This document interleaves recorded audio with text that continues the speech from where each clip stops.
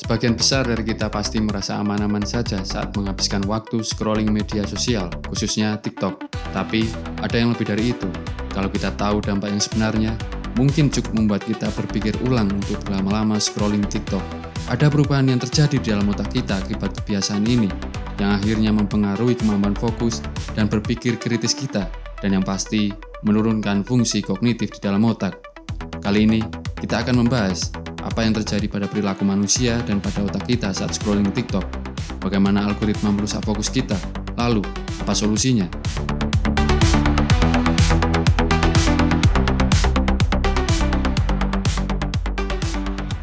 Saat pertama kali muncul, TikTok menawarkan berbagai fitur yang berbeda dengan sosial media lainnya. Salah satunya adalah FYP atau For Your Page. Dengan fitur FYP ini, pengguna TikTok disuguhkan konten yang seolah-olah dirancang khusus untuk kita. Kita tidak perlu repot harus mencari atau follow, tinggal buka dan boom, kita langsung disuguhkan konten yang katanya sesuai minat kita. TikTok seperti memiliki mata-mata untuk mengetahui konten mana yang kita sukai. Ternyata, tanpa kita sadari, TikTok telah mencatat setiap aktivitas dan kebiasaan yang dilakukan oleh penggunanya. Dari konten apa yang sering ditonton, konten apa yang kita like, hingga konten mana yang kita lihat terus-menerus. Kemudian, kita terbawa oleh arus konten yang kita sukai. Itulah yang dinamakan dengan algoritma. Algoritma TikTok dapat memahami kebiasaan kita, mungkin lebih paham dari kita sendiri. Algoritma ini tidak sekedar menampilkan konten, tapi secara aktif menganalisa pola perilaku kita, dan disinilah letak masalahnya. Dengan pola konsumsi konten yang otomatis dan cepat, kita menjadi tidak terbiasa berpikir untuk mencari hal baru atau mengembangkan dengan perspektif lain. TikTok telah merubah tatanan dunia digital. Besarnya pengaruh TikTok di dunia membuat semua media sosial berubah, seperti Instagram yang menghadirkan fitur Reels, YouTube dengan video short-nya, begitu juga Facebook yang menyediakan video-video pendek seperti TikTok.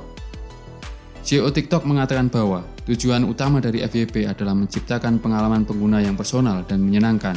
Namun, psikolog mengingatkan bahwa sistem ini bisa membuat kita terjebak dalam bubble, di mana kita hanya melihat apa yang disukai dan menghindari hal-hal yang menantang pikiran kita.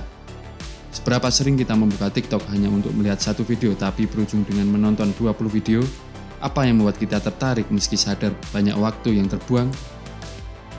Cara kerja FYP TikTok ini memang sangat luar biasa, karena dia mampu memberikan dopamin hit dengan cepat dan akurat. Di dalam otak manusia terdapat zat kimia yang bernama dopamin, atau yang dikenal sebagai zat kebahagiaan. Normalnya, dopamin dikeluarkan setelah kita mencapai sesuatu yang membutuhkan usaha atau mengatasi tantangan. Contohnya, mendapatkan nilai bagus setelah belajar, atau di saat berhasil mencapai target sesuatu, mendapat IPK tinggi, atau setelah menyelesaikan pekerjaan yang berat. Inilah yang disebut sebagai dopamin berkualitas. Namun, TikTok telah mengubah cara kerja dopamin ini. Cukup dengan scrolling TikTok, kemudian dopamin itu keluar tanpa perlu effort. Algoritma TikTok didesain cepat memberikan kepuasan secara cepat melalui konten pendek. Jadi, tanpa perlu usaha besar, otak sudah mendapatkan dopaminnya. Inilah yang disebut dengan chip dopamin atau dopamin murahan, sebuah kebahagiaan yang instan tanpa usaha. Ketika otak terbiasa mendapatkan kepuasan dengan cara yang instan, motivasi untuk berusaha atau mencapai hal yang lebih besar jadi berkurang. Kita jadi malas melakukan hal-hal yang effortnya lebih tinggi. Sebuah penelitian dari University of Michigan mengungkapkan bahwa dopamin yang dilepaskan melalui aktivitas instan ini bisa membuat otak kecanduan untuk mencapai hal-hal serupa. Bayangkan, jika otak kita terbiasa menerima kepuasan instan, maka hal-hal yang membutuhkan usaha lebih akan terasa membosankan dan berat. Kalau kita terus mencari kesenangan yang cepat, apakah kita akan sanggup menghadapi hal-hal sulit di masa depan? Atau jangan-jangan kita malah akan terus mencari jalan pintas? Menurut Dr. Patrick Porter, seorang ahli ilmu saraf yang sudah 30 tahun meneliti efek teknologi pada otak manusia, menyebut fenomena ini dengan sebutan TikTok Brain. Ketika seseorang terbiasa dengan format video pendek seperti di TikTok, otak mereka mulai terlatih untuk merespon hal-hal cepat dan instan. Setiap kali kita scroll, otak menerima pelepasan dopamin berulang-ulang, membuat kita terbiasa dengan kepuasan jangka pendek. Sehingga ketika dihadapkan dengan sesuatu yang membutuhkan perhatian lama dan merasa gelisah, tidak mengherankan kalau banyak merasa kesulitan fokus saat belajar atau bahkan saat mendengarkan teman bicara. Ketika kita mengalami hal ini dalam jangka panjang, hal ini dapat menyebabkan perubahan pada cara kerja otak. Sebuah studi dari University of California, Los Angeles menunjukkan Penggunaan media sosial yang berlebihan, khususnya konten video pendek, dapat mempengaruhi konektivitas saraf di otak. Koneksi ini berhubungan dengan kemampuan memori dan fokus. Hasilnya, kita menjadi mudah terdistraksi dan sulit berkonsentrasi dalam jangka waktu yang lama. Bayangkan jika ini menjadi sebuah kebiasaan, kita bakal kesulitan untuk mendengarkan penjelasan atau bahkan menyimak video ini sampai habis. Perlu diingat bahwa TikTok bukan satu-satunya platform yang menerapkan sistem ini. YouTube punya Short, Instagram punya Reels, dan hampir semua platform sosial media lainnya juga mulai mengadopsi format video pendek. Kita perlu waspada karena bukan hanya TikTok yang mempunyai efek negatif. Lantas, bagaimana cara memperbaiki fokus di tengah banjir konten instan ini? Apa cara jitu untuk meningkatkan kualitas otak kita? Ternyata, salah satunya cara yang terbukti efektif adalah melakukan meditasi. Mungkin kalian akan berpikir, apakah meditasi yang dilakukan seperti biksu-biksu itu? Meditasi bukan hanya soal duduk diam seperti biksu, tapi ini adalah latihan untuk melatih otak agar bisa tetap fokus dan tenang. Ada banyak jenis meditasi, tapi kali ini kita akan fokus pada mindfulness meditation. Mindfulness meditation mengajak kita untuk fokus pada momen sekarang, entah itu pada napas, suara di sekitar, atau sensasi tubuh. Kenapa meditasi ini penting? Menurut penelitian dari Harvard Medical School, meditasi ternyata mampu merubah beberapa bagian di otak.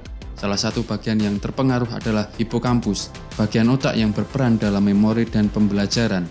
Ketika rutin melakukan meditasi, bagian ini bisa semakin kuat. Di sisi lain, bagian otak yang terkait dengan stres dan rasa takut yang disebut amigdala justru mengecil. Artinya, meditasi bukan hanya membantu meningkatkan fokus, tapi juga mengurangi rasa stres.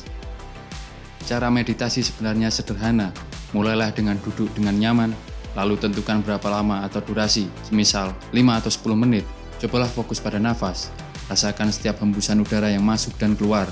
Jika pikiran mulai kemana-mana, sadari itu, dan kembalikan fokus ke nafas. Awalnya mungkin terasa sulit, karena pikiran akan terbawa kemana-mana dan ke berbagai hal. Tapi, itulah tujuan dari meditasi ini, mengembalikan fokus ke satu hal. Dengan latihan rutin, kita bisa melatih otak untuk lebih fokus dan tenang.